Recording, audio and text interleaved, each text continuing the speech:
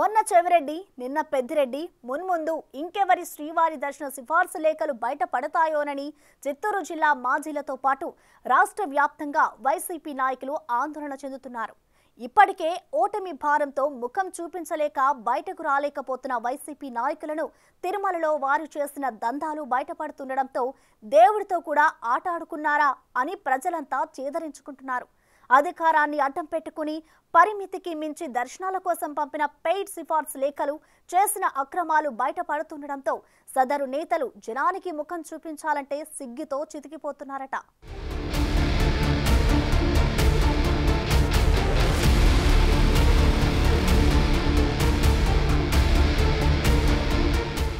తిరుమల శ్రీవారి దర్శనమంటే భక్తులు క్యూలు కట్టి ఎదురు చూస్తుంటారు. గోవిందుని క్షణకాల దర్శనం కోసం పరితపించిపోతుంటారు.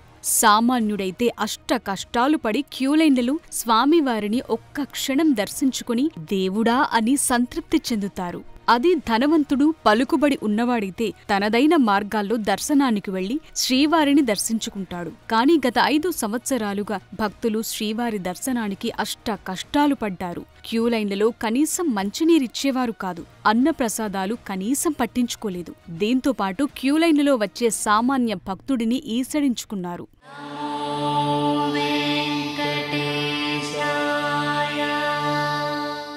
వైసీపీ పెద్దల సిఫారసుతో వచ్చిన వారికి మాత్రం పెద్దపీట వేశారు. అధికార పార్టీలో కీలక నాయకుల ఉత్తరాలతో వందల మంది ఒకే రోజు దర్శనం చేసుకున్నట్లు ఆధారాలు బయటపడుతున్నాయి. 15 రోజుల క్రితం చంద్రగిరి మాజీ శాసనసభ్యుడు చెవిరెడ్డి భాస్కర్ రెడ్డి సిఫారసు లేఖ ఒకటి బయటపడింది.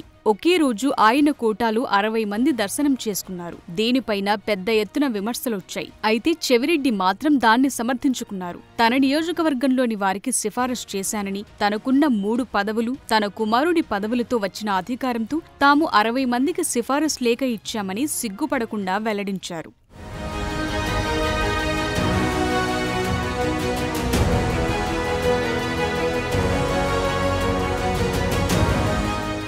ఇక తాజాగా మాజీ మంత్రి పెద్దిరెడ్డి రామచంద్రారెడ్డి సిఫారసు చేసిన మరో లేఖ బయటపడింది. ఇందులో 18 తోమాల సేవ టికెట్లతో పాటు 70 మందికి దర్శనం కోసం సిఫారసు చేశారు. ఇందులో ప్రోటోకాల్ దర్శనం, బ్రేక్ దర్శనం టికెట్లున్నాయి. ఆయన సిఫారసులతో దర్శనానికి వచ్చిన వారిలో అత్యధికులు ఇతర రాష్ట్రాల వారే. దానిపై జనసేన నాయకులు కిరణ్ రాయల్ తీవ్ర స్థాయిలో విమర్శలు చేశారు.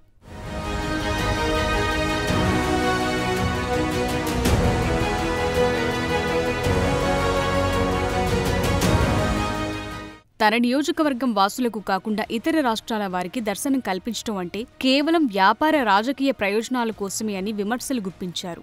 మరోవైపు ఇక మాజీ మంత్రి రోజా కూడా ప్రతి వారం దర్శనానికొచ్చేవారని, ఆమె కూడా ఇంతకు మించి దర్శనాలు చేయించిందని విమర్శించారు. అప్పనంగా శారదాపీఠం స్వరూపానందకి తిరుమల కొండపై ఆస్తులు దోచిపెట్టిన వైసీపీ ప్రభుత్వం కొండపై ఇష్టానుసారం వ్యవహరించిందని మండిపడ్డారు. గత 5 సంవత్సరాల్లో తిరుమలను పూర్తిగా సర్వనాశనం చేసింది వైఎస్ఆర్ కాంగ్రెస్ పార్టీ వాళ్ళు.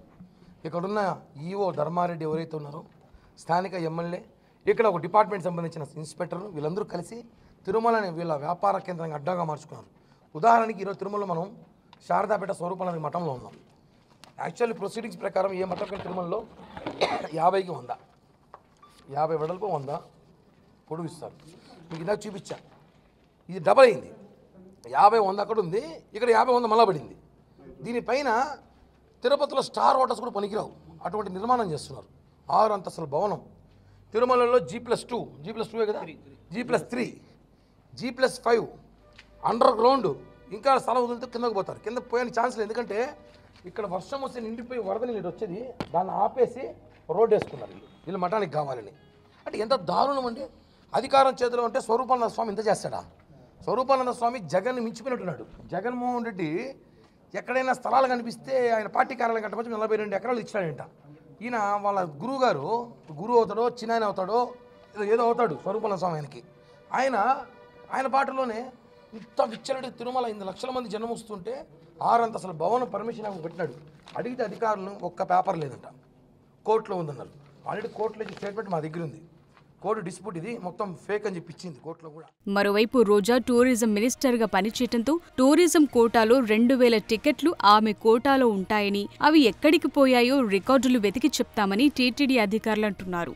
మాజీ డిప్యూటీ సీఎం నారాయణస్వామి కూడా కొండపై పెద్ద దందానే నడిపారట. 2014-19 మధ్య కాలంలో టీడీపీ ప్రభుత్వ హయాంలో ప్రతి మంత్రికి 2 సిఫారసు లేఖలు మాత్రమే అనుమతిచ్చేవారు. అదేవిధంగా ఎమ్మెల్యేకైతే ఒకటే ఇచ్చేవారు. పాలక మండలి సభ్యులకు కూడా 2 VIP బ్రేక్ దర్శనాలతో పాటు 10 సుపదం టికెట్లిచ్చేవారు.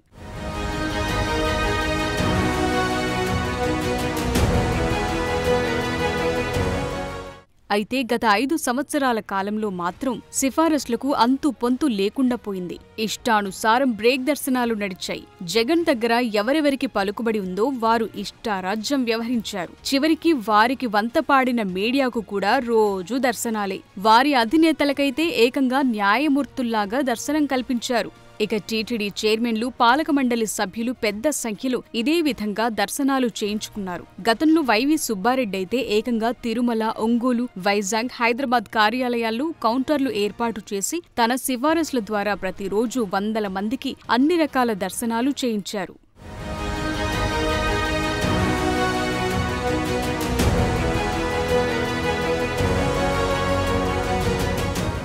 ఇక తిరుపతి మాజీ ఎమ్మెల్యే, టీటీడీ బోర్డు మాజీ చైర్మన్ భూమన కరుణాకర్ రెడ్డి సైతం సిఫారసు లేఖల పేరుతో పెద్ద వ్యాపారమే చేశారట.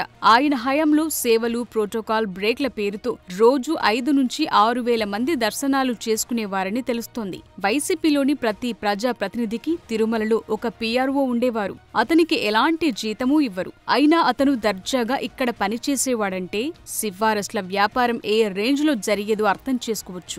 మొత్తం మీద గత 5 సంవత్సరాల కాలంలో దర్శనాల పేరుతో వైసీపీ నేతలు చేసిన అడ్డగోలు వ్యవహారమంతా బయటపడుతోంది. దాంతో జనంలోకి రాలేక వైసీపీ నేతలు సిగ్గుతో ముఖం చాటేస్తున్నారు.